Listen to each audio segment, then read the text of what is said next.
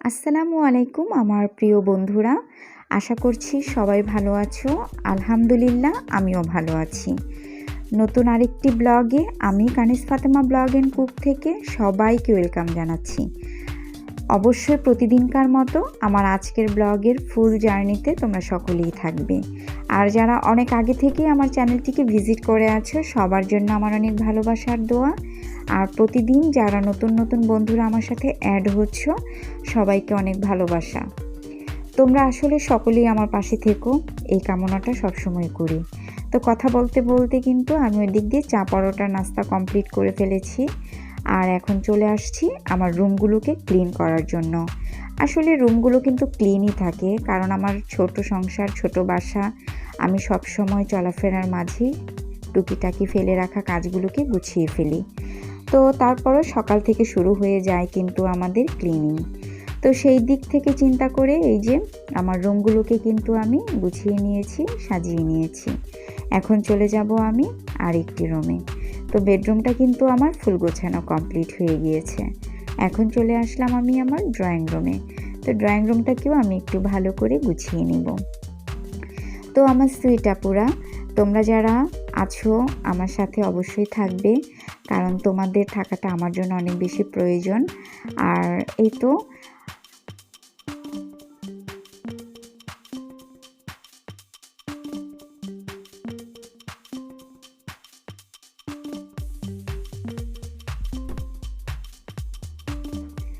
আশা করি প্রতিদিনকার মতো আমার আজকের ব্লগটিও তোমাদের সকলের কাছেই ভালো লাগবে। আসলে মেয়ে মানুষের সংসারের জন্য প্রতিটি মেয়েরই কিন্তু কাজের একটি ধারা থাকে আলাদা। তো সেই দিক থেকে আসলে আমরা সব মেয়েরা যারা একটু হাউসওয়াইফ, গোছানো ডেকোরেশন করতে বেশি পছন্দ করি, আমাদের মাথায় কিন্তু প্রতিদিনই কোনো না কোনো চিন্তা ভাবনা কাজ করে। আসলে আমার এই জিনিসটা একটু বেশি করে, তাই আসলে তোমাদের সকলের সাথে শেয়ার করলাম। আর আমি যাদেরকে সাবস্ক্রাইব করে বন্ধু বানিয়ে নিয়েছি সেই আপুদের, ভাইয়াদেরও ব্লগ কিন্তু আমি প্রতিদিন দেখি, কারণ সবার ব্লগ থেকে কিছু না কিছু শেখার কিন্তু আমাদের আছেই। আর আমার যাদের অনেক বেশি পছন্দ তাদের কাজগুলোও কিন্তু আমি ফলো করি, এবং আমার ব্লগগুলিতেও আমি সেগুলোকে যতটা পসিবল হয় আমার ধারায় সুন্দর করে প্রেজেন্ট করার চেষ্টা করি। আসলে সবার থেকেই সবার কোনো না কোনো কিছু শেখার থাকে, শেখার কিন্তু কোনো শেষ নেই, তাই না? তো অনেক কথাই বলে ফেললাম। এই তো এখন আমার সব কিছুই মোছামাছির কাজ কমপ্লিট। আর ড্রয়িং রুমে আসলে ওইভাবে আমার নোংরাও হয় না, তারপরও আমি একটু ক্লিন করে নিয়েছি। এই যে এই জিনিসগুলো কিন্তু আমার প্রতিদিনের কাজের তালিকাতেই থাকে।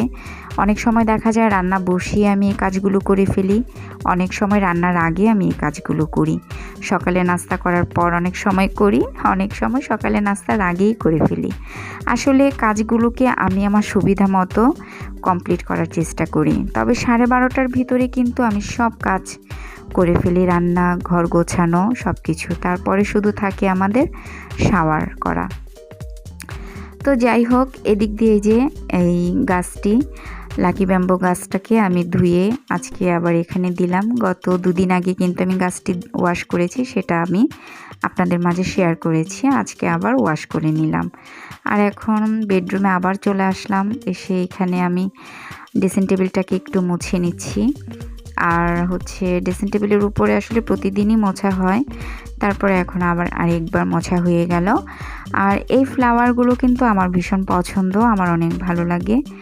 আর এই তো, আর এবারই সামনের ঈদে আরও কিছু নতুন ফ্লাওয়ার কেনার ইচ্ছা আছে, কারণ আমার ড্রয়িং রুমের বড় টবের ভিতরে যে ফ্লাওয়ারগুলো ছিল ওইগুলো এখনও যেগুলো আছে আর কি অনেক পুরনো হয়ে গিয়েছে। চিন্তা করেছি এবার ওই টবটির জন্য নতুন কিছু ফ্লাওয়ার কিনবো।